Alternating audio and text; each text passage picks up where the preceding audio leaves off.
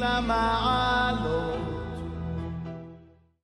Mishut Morev et Rabotai, avec la permission d'Hachem, je voudrais vous souhaiter un bon Rosh Chodesh qui se lève le mois des miracles de Hanouka, et bien sûr, avec la Refoua Shelema, tous ceux qui sont malades, et notamment Shlomo Ben Abraham Ben Shushan, Refoua Shelema, Keneratson, et Yeratson Kakadosh Baruch Hu repose d'âme en paix de tous ceux qui ont disparu. Mes amis, nous allons discuter aujourd'hui, vivons l'époque avant Mashiach. Je ne sais pas c'est quoi le mot vivons l'époque d'avant Mashiach. Vous savez, il y a une Gemara. Il y a le Talmud qui dit, dans le Talmud Sanhedrin, qu'avant que Mashiach va venir, nous allons vivre des moments durs. Non seulement les Juifs, mais le monde. Bon, nous avons vu la Première Guerre mondiale, la Deuxième Guerre mondiale. Aujourd'hui, il n'y a pas de Troisième Guerre mondiale, mais il y a beaucoup de mini-guerres mondiales. Beaucoup. Presque, si vous voyez un peu la carte géographique, vous allez voir, il y a de la guerre de partout. Mes amis, des choses que je voudrais vous dire ce soir, c'est que on a l'émouna, la foi en Dieu, que si Dieu veut, Mashiach viendra dans le calme. Mais malheureusement, on ne voit pas de calme. On voit que les choses deviennent de plus en plus dures.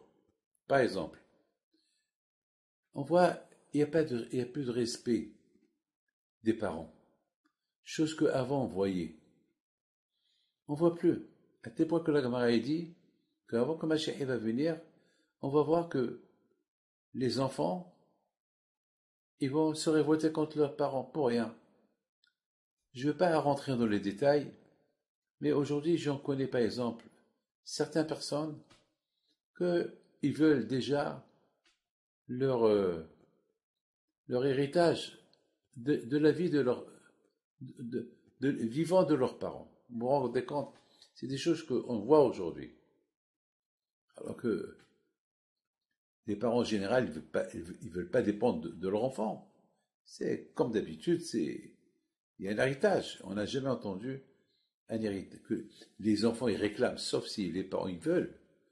Ça c'est leur droit, mais que les enfants ils ont l'audace de réclamer l'héritage de leur vivant, ça c'est des choses qu'on ne voit pas. On voit aussi des parents qui vont recevoir des coups chez leurs enfants, des insultes. Les enfants qui vont insulter leurs parents, qui vont frapper leurs parents, qui vont crier à leurs parents, et les parents vont commencer à avoir peur d'eux. On commence à voir ça. Et ça, c'est l'un des signes de Mashiach. Je me rappelle une fois, il y avait un monsieur qui est venu chez mon père, il pleurait. Il a dit à mon père, Rabbi Moshe, j'ai un problème, j'ai honte de vous le dire. Regardez mes yeux. Le papa, à la façon dont il regarde, les yeux, il voyait du bleu. Qu'est-ce qu'il y a? Ben, mon fils, il m'a frappé. Il m'a donné un coup de poing. Parce que, il voulait que je lui donne de l'argent. Il m'a ruiné. Parce que je lui ai dit non. Il voulait partir jouer. Il m'a frappé. Mon père, à la façon, il a commencé à rigoler. Il a commencé à frotter les mains. Alors, le monsieur, il dit à mon père, et je vous raconte une histoire qui s'est passée il y a à peu près 50 ans. Je me rappelle, il y a à peu près 45 ans. Quelque chose comme ça. Et mon père, à la façon, lui dit, c'était dur pour moi d'accepter ce que le Talmud dit. Qu'avant que Mashiach va venir, les enfants, ils vont frapper leurs parents, les belles-filles, ils vont se révolter sur les beaux-parents, les beaux garçons, les beaux-fils, ils vont se révolter sur les beaux-parents. C'était très dur pour moi d'y croire à tout ça. Mais jusqu'à maintenant, je vois, c'est la première fois dans ma vie que j'entends que quelqu'un reçoit une tannée, un coup de poing chez son fils. Donc c'est l'époque de Mashiach. Ça veut dire voilà, c'est l'époque de Mashiach, elle approche. Mes amis, l'époque de Mashiach, nous allons voir des choses inimaginables. On va voir par exemple plus de respect vis-à-vis des vieux. Aujourd'hui, on peut voir le respect, il n'y a pas beaucoup de respect. Les vieux, j'ai vu une fois dans un journal, j'ai vu une photo. C'est quelqu'un qui a pris une photo d'une vieille femme qu'elle rentre dans le métro et personne ne se lève. Il y avait des jeunes assis, personne ne se lève pour lui donner la place. Et la pauvre, et elle était en train de vraiment, jusqu'à qu'elle est tombée. Une fois qu'elle est tombée, difficilement s'il y avait quelques personnes qui sont venues pour l'aider à s'asseoir. Donc, toutes ces choses-là, on est en train de les voir aujourd'hui. Et bien sûr, on a vu, il y a quelques semaines, on a vu ce qui s'est passé. La Shoah, cette Shoah, c'est ce qui s'est passé malheureusement. Bon, on voit toutes ces choses-là, alors c'est une raison d'y croire, Be'ezat Hashem, qu'on approche de la venue de Mashiach. Maintenant, je vous pose une question. Est-ce qu'il faut voir ces mauvaises choses pour que Mashiach va venir? Pourquoi Haramim, il ne nous apporte pas? Pourquoi il faut qu'on vit ces moments-là? Mes amis, écoutez, je voudrais vous dire une chose. Il y a tous les tzadikim, ils disent, et c'est rapporté dans le Talmud, c'est rapporté, lorsque on voit qu'il y a des problèmes, on voit qu'il y a des guerres, on voit que ça va mal, qu'est-ce qu'il faut faire? Il faut se cacher. Où il faut se cacher? Eh ben, l'endroit où il faut se cacher, c'est dans les mitzvot, dans la Torah. Il faut se cacher. C'est tout. Il y a un passage qui dit, Hachamim disent dans Eliyahu Rabbah, il me ra'ita she'esorin mimashmish ba'in alecha rutz lehidre divrei Torah umiyad ha'esorin bouhin mimecha. Cours là où il y a la Torah, là où il y a les mitzvot, et les souffrances, ils vont se sauver de toi. Ah, maintenant, il faut savoir une chose. Malheureusement, lorsque il n'y a pas la Torah, donc automatiquement, on ne peut pas savoir c'est quoi la limite de respecter ton père et ta mère. On ne sait pas c'est quoi la limite, le respect de l'homme et sa femme, des beaux-parents. Voilà. Malheureusement, c'est ça. La Torah, elle te donne une force pour connaître comment vivre dans un monde dans lequel on vit aujourd'hui. Il faut savoir une chose. Pour ceux qui ont l'habitude de voir les animaux, vous allez voir les animaux, comment la maman elle va élever ses petits. Et comment les petits, ils suivent la mère. Et comment ces petits-là, ils vont être attachés à leur mère jusqu'à un moment donné. Et il faut voir ces petits-là, lorsque leur maman, elle va faire la chasse, et lorsqu'elle retourne, comment ils vont vers elle, ils sont contents, ils sont heureux. Mais au moment qu'ils vont grandir, vous allez voir que la mère, elle va les abandonner, et ses enfants eux-mêmes, à un moment donné, c'est eux qui vont abandonner leur mère. C'est ce qu'on appelle, c'est la règle de la jungle. Mais chez nous, les êtres humains, ça n'existe pas cette règle de la jungle. Chez nous, les êtres humains, il y a ce qu'on appelle le respect des parents depuis la naissance jusqu'à la mort, jusqu'à la fin. Le respect des beaux-parents du départ jusqu'à la fin. Le respect d'autrui du départ jusqu'à la fin. C'est le respect d'être attaché à Hachem depuis le départ jusqu'à la fin. Il n'y a pas de juste milieu. Il n'y a pas de juste milieu. Bien sûr, mes amis, la Torah était, par exemple, Lorsque la Torah te dit, respecte ton père et ta mère, ne vole pas, ne tue pas. Vous croyez que, on a besoin que la Torah nous écrit, ne tue pas pour ne pas tuer, ne vole pas pour ne pas voler, respecte Shabbat. Est-ce qu'on a besoin que la Torah nous dise, respecte ton père et ta mère pour ne pas arriver à ne pas respecter? Mais c'est logique. C'est une chose qui est logique. C'est une chose qui est logique. Je vous raconte une histoire sur Rabbi Tarfon. Une fois, Rabbi Tarfon était malade. Et sa mère, elle est partie chez Hachamim, chez les rabbins. Elle a dit au rabbin, faites une prière pour mon fils, parce que mon fils, il est malade. Il me respecte beaucoup. Alors Hachamim, il pose une question à la mère. Qu'est-ce qu'il a fait de spécial pour toi? Elle leur dit, eh bien, une fois, j'avais mes chaussures qui s'étaient trouées, il pleuvait, il a mis ses mains par terre pour que moi je marche sur ses mains pour ne pas que l'eau rentre dans mes pieds. Hachamim, ils ont commencé à rigoler. Et Hachamim, ils ont dit, c'est tout ce qu'il a fait pour toi. Tout ce qu'il a fait, c'est tout ce même s'il fait ça pour toi toute sa vie, il ne peut pas te payer le bien que tu lui as fait, que tu l'as amené dans ce monde-là. Avec le fait que tu l'as amené dans ce monde-là, et qu'il est marié, et qu'il a des enfants, c'est grâce à toi. Donc rien ne vaut ce que toi, madame, tu as fait pour ton fils.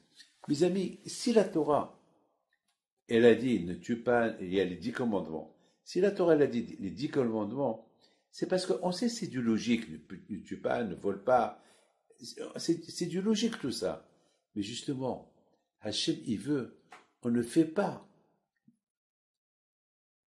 On ne doit pas vivre selon la logique, on doit vivre selon la Torah. Parce que la Torah est dit, ne tue pas, ne vole pas, ne fais pas ceci, pas envier, ne fais pas ceci, il ne faut pas être jaloux. Le fait que la Torah, elle l'a écrit, et je l'ai lu, et je l'ai étudié, alors ça me donne l'amour de respecter mon père et ma mère, plus. Ça me donne l'amour de ne pas voler, de ne pas tuer, de ne pas faire du mal à quelqu'un, de ne pas être jaloux, de ne pas envier quelqu'un, de respecter le Shabbat, avoir l'émouna en Dieu. Ça me donne plus de force.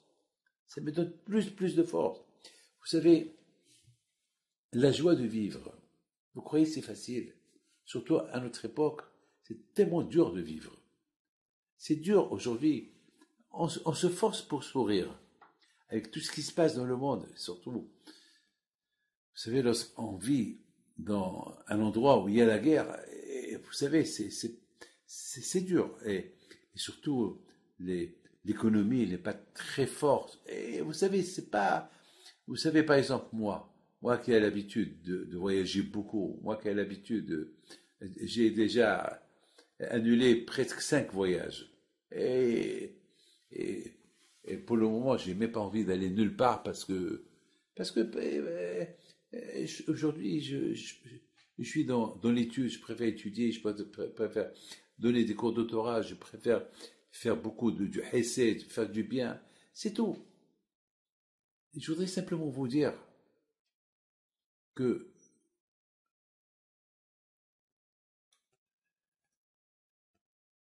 vivre dans la joie, c'est dur. Mais Hachem, il est témoin. Les seuls moments que je me sens bien avec tout ce qui se passe, à tel point, je vous dis quelque chose, il y avait la sirène, et j'étais en train d'étudier, et je ne l'ai pas senti. Et même celui-là, avec qui j'étais en train d'étudier, il n'a pas senti.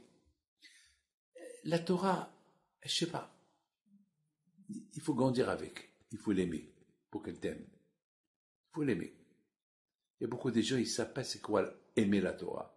Ils savent c'est quoi aimer un repas, aimer les enfants, aimer sa femme, aimer les parents, aimer ce monde où on vit, mais la Torah. Vous savez la Torah? J'ai toujours dit, j'ai 2 femmes. Je suis marié avec 2 femmes. Ça vous choque de vous dire que je suis marié avec 2 femmes? Ben oui. La première, c'est la Torah. et la deuxième, c'est ma femme. Donc, je suis marié avec les deux. Et beaucoup de fois, ça arrive, comme ce matin. Ce matin, ma femme, elle avait besoin de moi, elle m'a appelé plusieurs fois, je n'ai pas répondu. Et après, alors, pourquoi tu m'as pas appelé? J'ai dit, ben, j'étais en train d'étudier. Ah, elle a compris que j'étais avec ma première femme.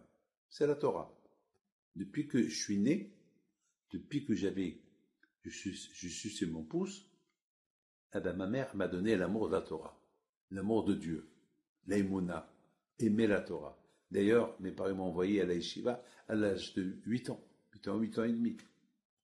Mais mes amis, ça te donne la joie. Et ça, personne ne peut me l'enlever.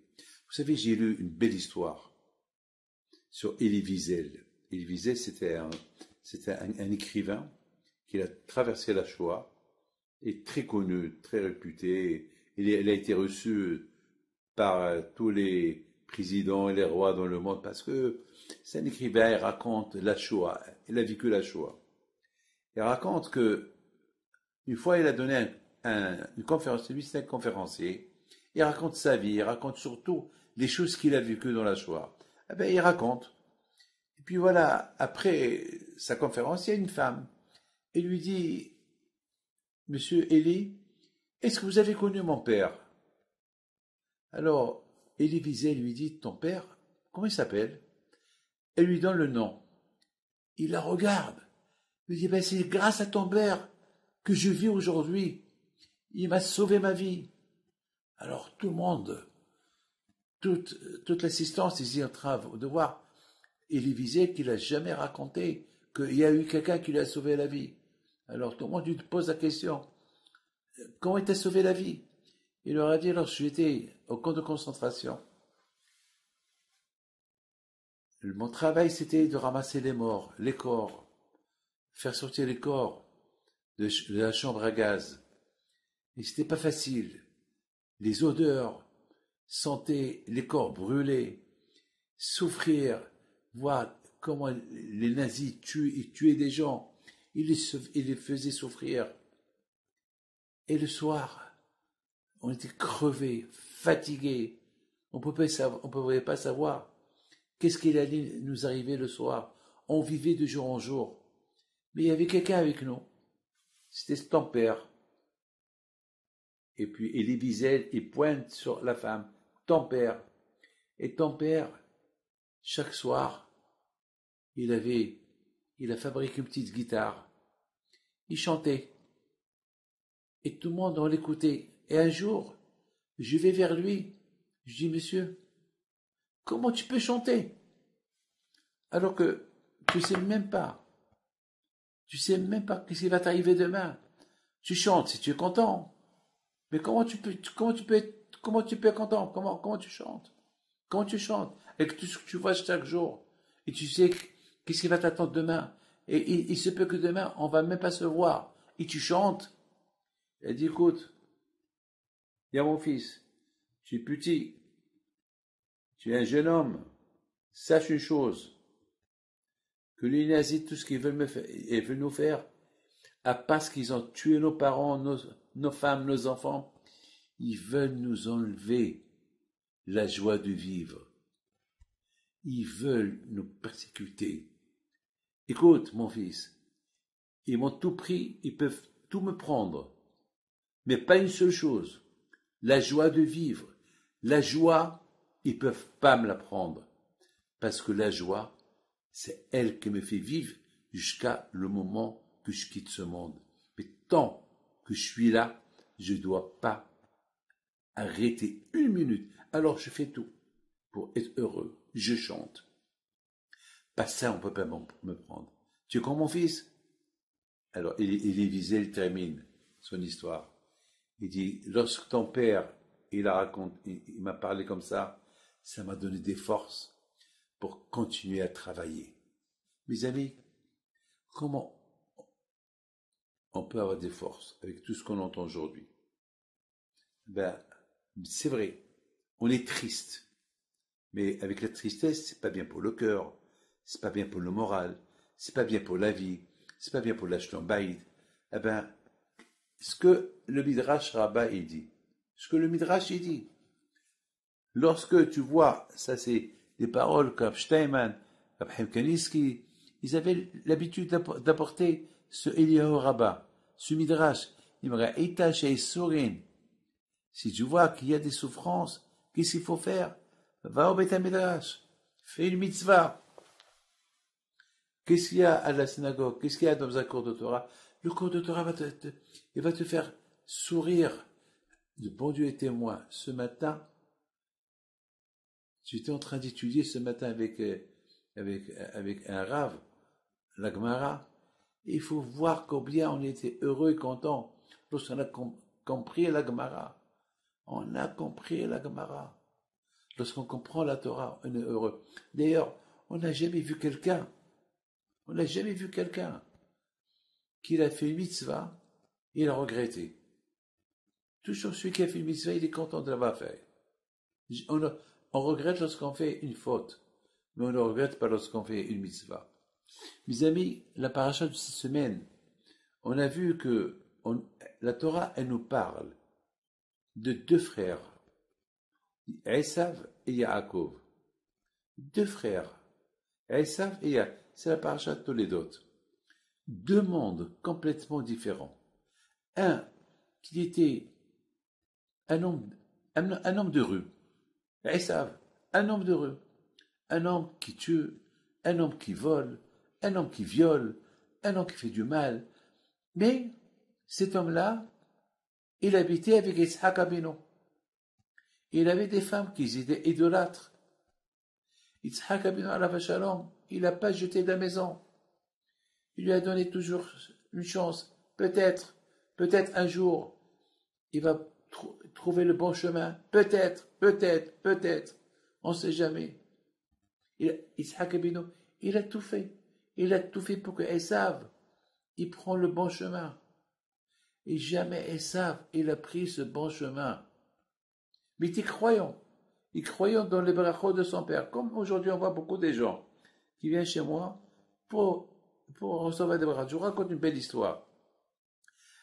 Je ne peux pas vous dire quand ça s'est passé et où ça s'est passé. C'est tout. Je reçois un couple. Et ce couple-là, ils étaient habillés très décontractés. Bon, bien sûr, la femme, avant de rentrer chez moi, on lui a donné quelque chose à mettre sur elle. Bon, le monsieur, on lui a donné une kippa à mettre sur sa tête. Alors, je leur dis, qu'est-ce que vous avez besoin? Et on a un petit problème entre moi et ma femme. On nous a dit qu'on vient chez vous, donne-nous un conseil. Moi, je veux une fille, mais je la veux blonde, aux yeux bleus. Voilà, je veux une fille.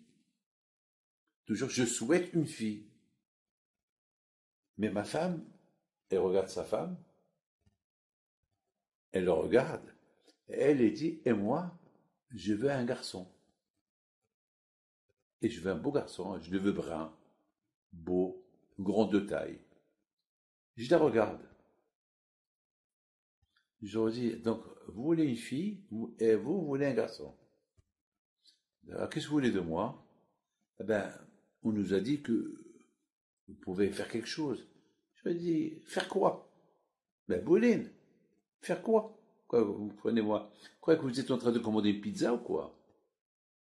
Une pizza? Pizza fille? Pizza garçon, mais avec les champignons, je sais pas, du fromage. Mais attends, mais ah! J'ai une idée pour vous. Ici, par exemple, je vais prier pour vous, et hop, pour avoir des jumeaux, une fille et un garçon. Ils se regardent, eh ben oui, et pourquoi pas, ben oui, c'est génial. Très bien. Et à la mère, je leur dis, alors il faut payer. Ah bon? Et combien on vous doit? Non, pas l'argent. Il faut payer au bon Dieu. Comment? Ben, il faut prendre sur vous des mitzvot. Et après, Hachem, il va décider. Déjà, vous rentrez dans un magasin. Vous achetez, vous payez. Vous voulez une voiture, vous la payez. Ça n'existe pas du gratuit. Et au bon Dieu, comment tu payes au bon Dieu ce que tu lui donnes? Comme par exemple, tu manges quelque chose, tu fais une bracha, tu le payes avec la bracha. Comment on fait des enfants? Eh ben on le paye. Avec quoi on le paye? La femme elle va au mikvé. L'homme il respecte la pureté familiale. C'est comme ça qu'on paye. Et Hachem il donne. Alors faites ça avec les deux dieux, peut-être. Alors les deux, ils me regardaient par exemple quoi? Ben, Shabbat. Vous êtes en train de demander quelque chose qui ne peut pas arriver. Alors faites ça, faites ça, faites. Ah d'accord, d'accord, d'accord. On va voir, on va. Merci, monsieur le rabbin. Mais combien on vous doit? Rien du tout. Merci, au revoir. Mes amis, ils ont la émouna, il y a un peu de foi. La émouna un peu du zigzag, en zigzag, mais ils veulent du gratuit. Ils veulent que le bon Dieu leur donne tout, sans qu'eux, ils ne donnent rien à Kadosh Baruch Hu. Du gratuit. Du gratuit. Eh ben, Esav, c'était comme ça. Ils voulaient du gratuit. Par contre, Yaakov, c'était un homme de Torah. Un homme qui a compris que, dans sa vie que c'est un monde qu'on est ici de passage. Yoshev Ohalim. Ohalim, c'est une tente. Vous savez c'est quoi une tente? Une tente, c'est pas comme une maison. Une maison, elle est fixe. Une tente, elle n'est pas fixe. Une tente, une fois tu es là, une fois tu es là, une fois tu es là. La vie, elle est comme ça. Un jour on est là, un jour on n'est pas là.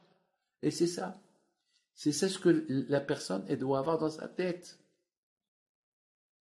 Un jour on est là, un jour, si on a compris, eh ben, on ne va pas souffrir l'époque de Mashiach.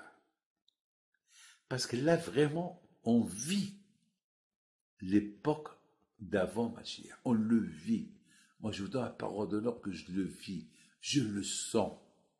Je ne peux pas dire quand, mais chaque jour, je me dis peut-être c'est aujourd'hui. Peut-être je vous donne la parole d'honneur. J'ai cette émouna, j'ai cette foi, j'ai un sentiment. Ça va arriver. Le nom d'Hachem, il va, ça suffit. Quand je vous il faut qu'il se dévoile. Il faut que la Shekhina se dévoile. Il faut. Mes amis, lorsqu'on voit Yaakov et Esav, la paracha de cette semaine, Esav était entier dans son métier, un homme d'heureux. Yaakov était un homme entier, un homme de Torah, un homme heureux lui aussi. Tellement qu'il était heureux avec sa vie, avec Hachem et la Torah, il ne s'est pas marié. Il n'a pas cherché à se marier. Vous savez quand il s'est marié à Yaakov Avinu? Lorsqu'il avait 84 ans. À l'âge de 84 ans, il s'est marié avec Rachel. Et après, 7 jours plus tard, il s'est marié avec Léa. Tandis que Esav, depuis très très jeune, il s'est marié avec plusieurs femmes. Et il avait plusieurs enfants. Il n'a pas changé. Il n'a même pas éduqué ses enfants. Comment? Il habite avec Yitzhak Abinu. Il habite avec Rivka Imenu. Il habite avec Yaakov Abinu. Et lui, il a choisi son chemin. Il a choisi son chemin. Et Yaakov, lui, il a choisi son chemin. Et c'était quoi le chemin de Yaakov Abinu? Hakol kol Yaakov. Hakol kol Yaakov. Yitzhak Abinu. Quelle bénédiction il a béni. Yaakov, la bénédiction qu'il a béni, lorsque la voix de la Torah, c'est quoi la voix de la Torah? Le respect de la Torah, le respect des mitzvot. Lorsque tu es attaché à la Torah, En hayadaim ed Esav. Esav, ton frère, et ceux qui ressemblent à Esav ne peuvent pas te toucher. Voilà mon fils, Yaakov. Donc mes amis, lorsque on voit que ça va mal, il faut se cacher. dans les mitzvot. Vivre les mitzvot. Parce que d'un côté, il y a la souffrance. La souffrance, elle amène la personne à la déprime. On a, vous savez, mes amis, je vous dis quelque chose. Vous savez que lorsque j'ai perdu mon père, 10 ans, et j'ai perdu ma mère, je dois vous dire quelque chose. C'est dur. C'est très, très dur de perdre quelqu'un que tu aimes. Mais la Torah, la loi, elle est, on n'a pas le droit d'étudier la Torah. Pourquoi? Parce que la Torah, elle apporte la joie.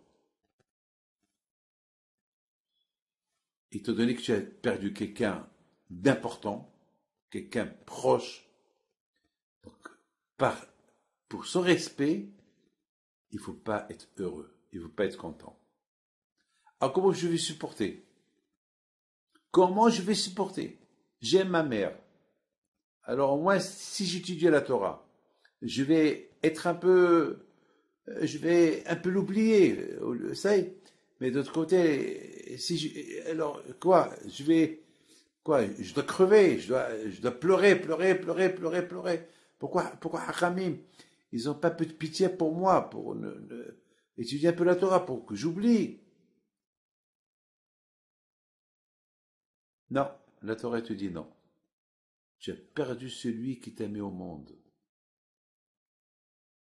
Par son respect, tu n'as pas le droit d'être heureux. Alors comment je vais vivre? Ah, alors ça, c'est la raison pourquoi il y a les gens qui viennent nous présenter les condoléances.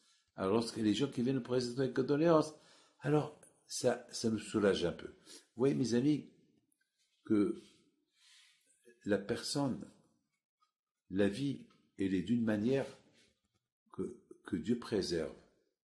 S'il n'y a pas la joie, on peut perdre la tête. Avec tout ce qui se passe aujourd'hui, on peut perdre la tête. Bon, Hachem, il y a les mitzvot, il y a la émouna. La émouna, ça renforce beaucoup. Ça renforce beaucoup. Vous savez, mes amis, que à notre époque,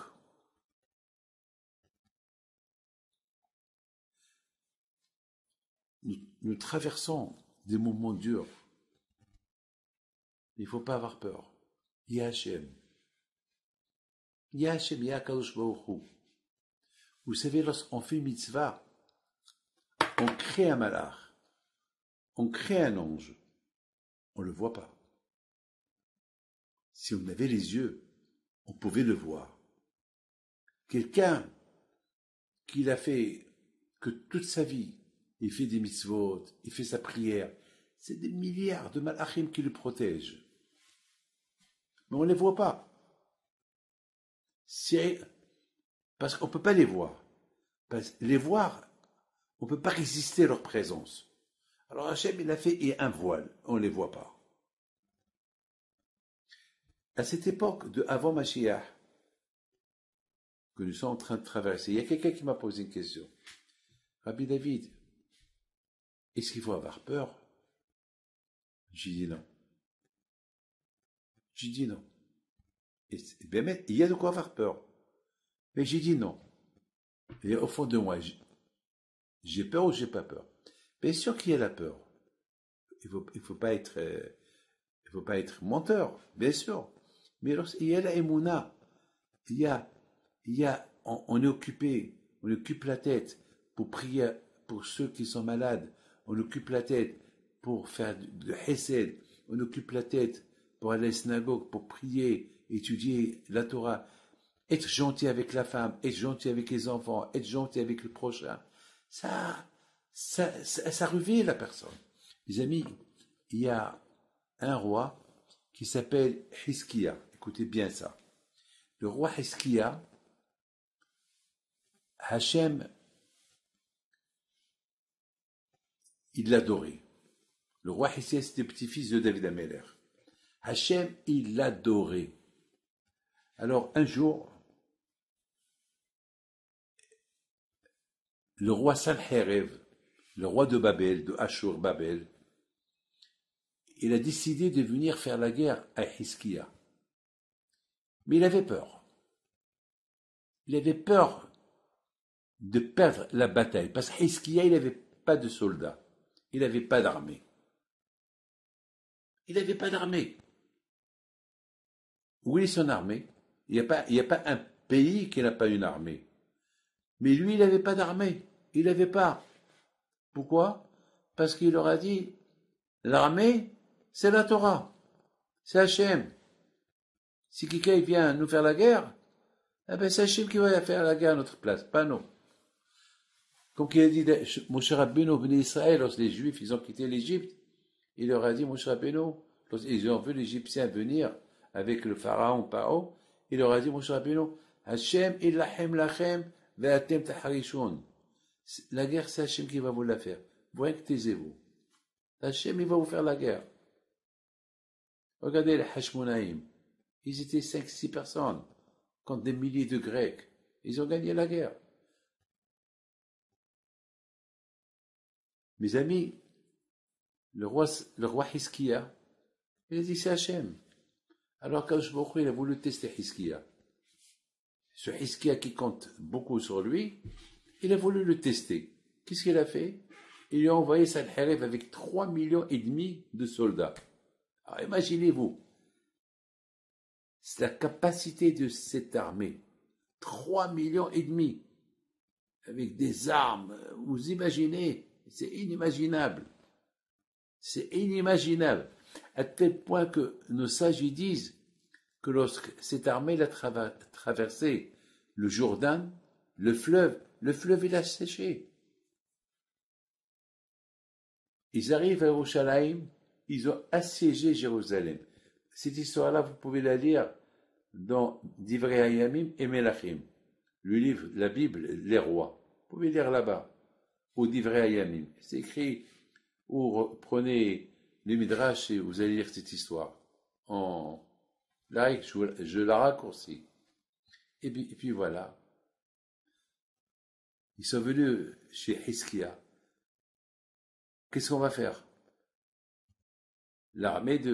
Ils ont assiégé Jérusalem. Lorsqu'ils ont terminé le siège, c'était la veille de Pessah. Hiskia, il va au Beth Amikdash. C'était la veille de Pessah. Il prie, Hachem. Moi, j'ai pas d'armée, j'ai pas de soldats, j'ai rien du tout. Je suis roi sur un pays, mais sans armée. J'ai que toi. C'est toi qui vas sortir faire la guerre. Moi, je sors pas, j'ai rien. Qu'est-ce que tu veux? J'ouvre les portes de la muraille de Jérusalem pour que ils vont exterminer le peuple juif. Regarde, il t'insulte. Il vient, et ce soir c'est Pessah. Je compte sur toi. Il rentre chez lui. C'était la veille de Pessah. Le prophète, il vient chez lui, le prophète Ishaïa. Il lui dit, Majesté, fais ton Pessah, fais ta fête, n'aie pas peur. Hachem, il va faire ta guerre. C'était ça ton souhait? Eh ben, Hachem, il va faire ta guerre. Et à minuit, écoutez, je vous en prie, écoutez-moi. Comment on peut se réjouir à Pessah? On entendait partout, Allah, Ma'ania, partout on chantait la Haggadah, et les gens buvaient les 4 verres, et ça chantait. Attends, et la joie, et 3,5 millions de soldats autour avec toute l'armée, tout, je sais pas, les armes de l'époque, avec des tanks de l'époque, comment casser les murailles. Jusqu'à que le roi Sanherib, il a dit, mais j'étais bête. Pourquoi je suis venu avec 3,5 millions de soldats? J'aurais dû apporter avec moi une dizaine, peut-être un millier de soldats. 3,5 millions. Pourquoi j'ai fait cette bêtise-là? Quelle bêtise j'ai fait? Et ça chantait, le roi Sanherib. Il était en dehors de la muraille, il entend les Juifs qui dansent et qui chantent. Comment? Voilà, mes amis, à minuit, Hachem il a envoyé un malach, il a éliminé tous ces soldats-là. Le lendemain, aucun bruit. Ceux qui étaient sur la muraille, ils voyaient tout le monde. Pas de bruit, parce que 3,5 millions, tu entends leur bruit. Tout le monde allongé par terre. Il y avait un silence. Le prophète Ishaïa, il leur dit, sortez, prenez les butins, tout le monde est mort. Il n'y a que le roi Salherev, avec ses 2 garçons, ils sont restés vivants, ils sont partis. Vous pouvez sortir, tout le monde est mort. C'est la folie. Alors, bien sûr, ils ont fêté, toute la fête de Pessah. Ils ont pris tout le butin, bien sûr, tous ces 3,5 millions de morts. Je ne sais pas comment ils ont fait pour les enterrer. Je ne sais pas, j'ai aucune idée. Ça, c'est le problème du roi Hizkiya. Mes amis, écoutez bien ce que je vais vous dire. La même semaine, Hachem il a décidé que le roi Hizkiya il devient Mashiach.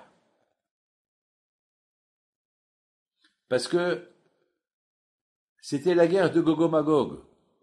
Parce que Sanherib, il était roi, et on l'appelait le roi des rois.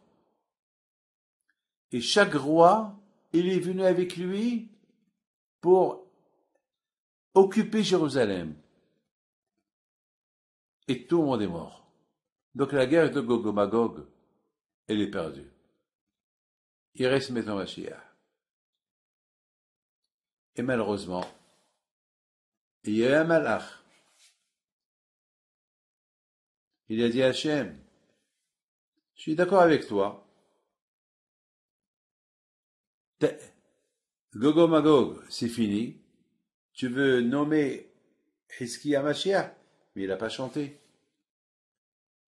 Il n'a pas chanté, il t'a pas dit merci. Il n'a pas fait la Shira. Avec tout ce miracle que tu as fait, il n'a pas fait la Shira. Mes amis, écoutez. Il a perdu le titre de Mashiach parce qu'il n'a pas fait la Shira.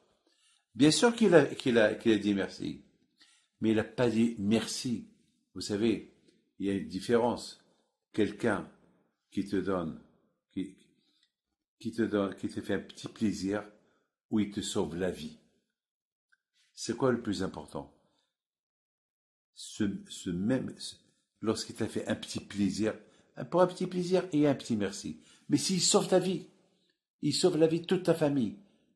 Il n'y a pas de merci, c'est un grand merci. Alors là, les Hizkiya, ils devaient chanter. Alors ces Israël, ils ont quitté l'Égypte. Ils ont chanté Ah, Azaché, Moshe. Mais là, ils devaient chanter. Les amis, on vit une époque où la route et la situation, elle est dure et difficile, très dure et très difficile, mais il ne faut pas oublier une chose.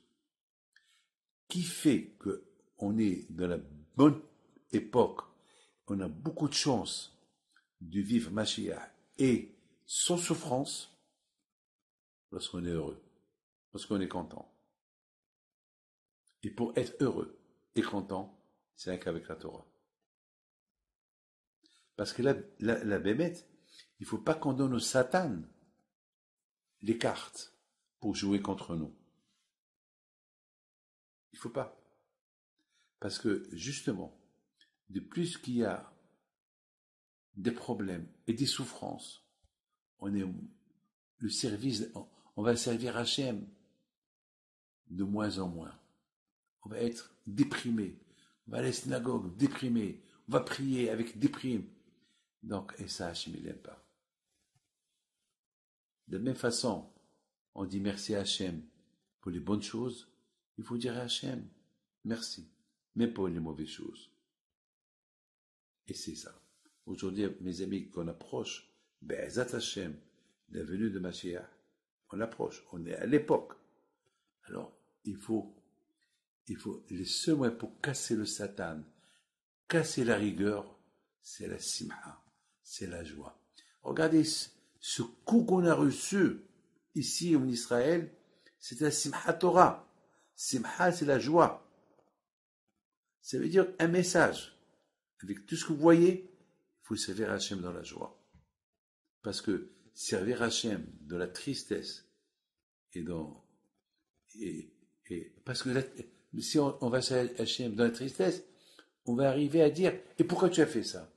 Mais lorsqu'on se force dans la Emouna, en Akadosh Baruch Hu, avec tout, on accepte tout, comme qu'il a dit le Admo Mitzantz Alav Shalom, lorsqu'ils ont tué sa femme et ses 11 enfants à Auschwitz. Et regarde, Hachem, beaucoup de fois il a raconté cette histoire. Il dit Hachem, tu vois, il veut que je me déconnecte de toi. Le Satan, il veut que je m'éloigne de toi. Jamais. Au contraire, maintenant que j'ai rien, c'est là que je t'aime plus et plus. Les amis, il faut être fort, mais c'est ça. On n'a pas le choix. Les amis, cette semaine, j'étais à Yerushalayim, au Kotel. Alors voilà, on a fait un petit film. Kotel, j'ai prié pour vous tous. Je savais que j'allais, avec l'aide de Dieu, j'allais vous le dire. Aujourd'hui, on a beaucoup besoin du Kotel. On a beaucoup besoin de prier. On a besoin. On a besoin de prier pour ceux qui sont kidnappés, pour la paix, pour le shalom. On a besoin de prier pour que Akadosh Baruch Hu protège Am Israël dans le monde entier, qu'il y ait la santé et la joie.